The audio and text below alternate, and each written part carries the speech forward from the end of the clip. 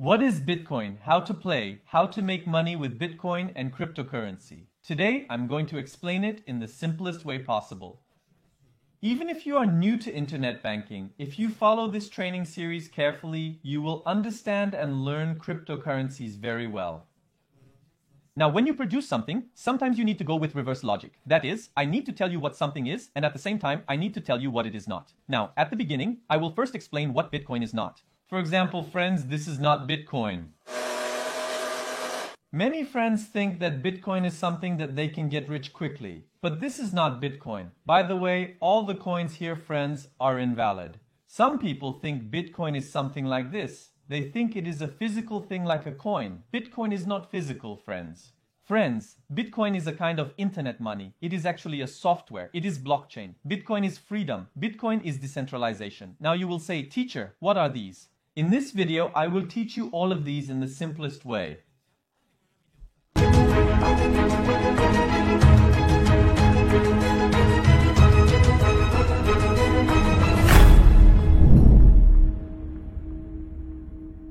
Friends, we have created a very special education series for you. There are great efforts in every step of this education series, from script to montage. So what are we talking about? What is Bitcoin? What are crypto coins? We will explain these. And I don't understand Bitcoin at all. And I think even people who will say they will never understand Bitcoin will comprehend Bitcoin after watching this education series. Even the person who just learned how to tweet will have an intermediate level of expertise in cryptocurrencies after this series. Perhaps you will successfully take our first step on the road to financial freedom. What is Bitcoin? What is cryptocurrency? How to play Bitcoin? How to allstat cryptocurrencies? You will learn all of these. Once you know the basics, I'll show you how to make money with airdrops.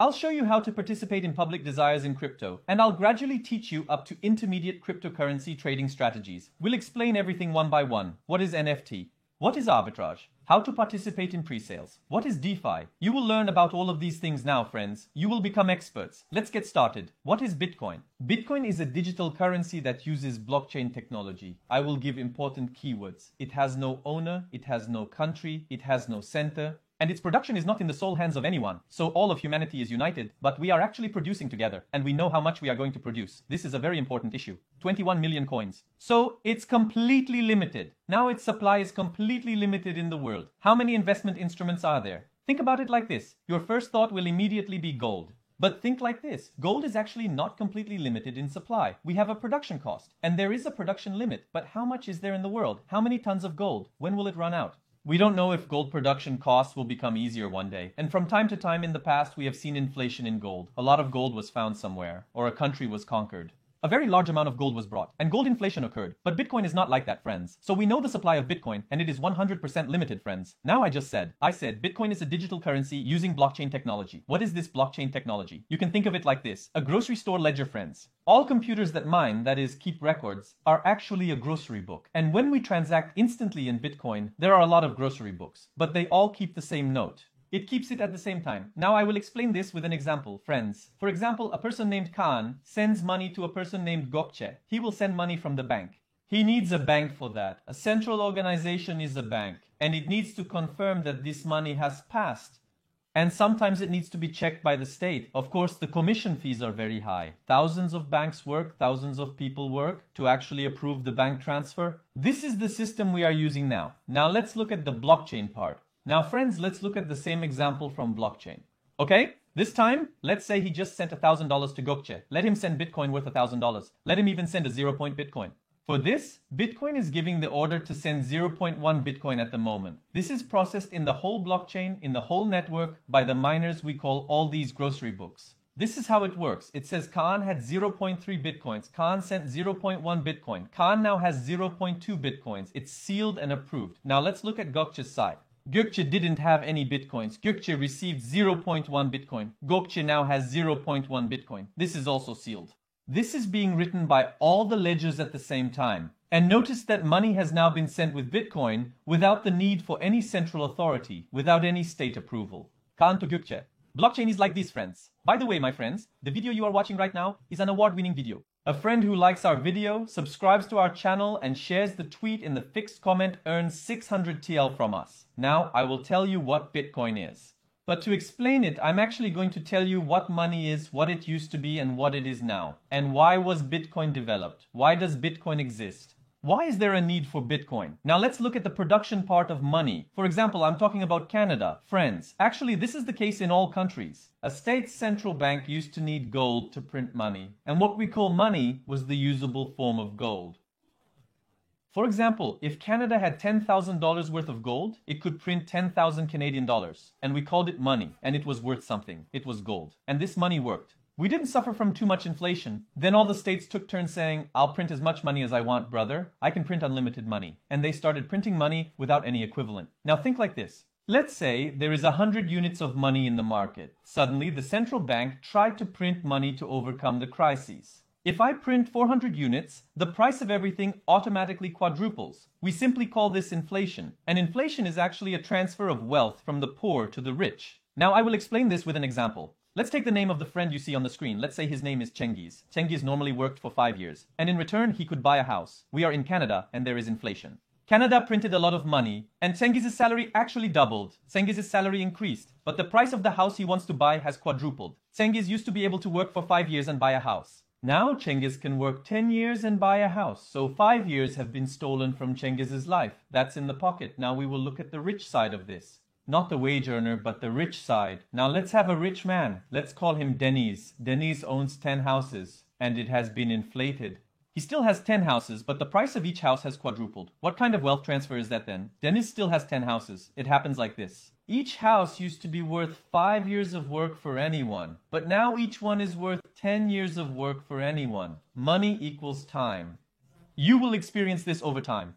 There's a movie about it, I recommend it. In Time Against Time, they explained it very well. Money equals time, friends. And now the sea has bought time, even though all goods are fixed. The time value increased. The time value of his goods has increased, friends. Then printing money for nothing is bad for the citizen. It's bad for the citizen when central banks make them pay a lot of money. Someone has to help us here. That's where, friends, Bitcoin came in. Although it was a joke, Bitcoin, but that's where, friends, real Bitcoin came in.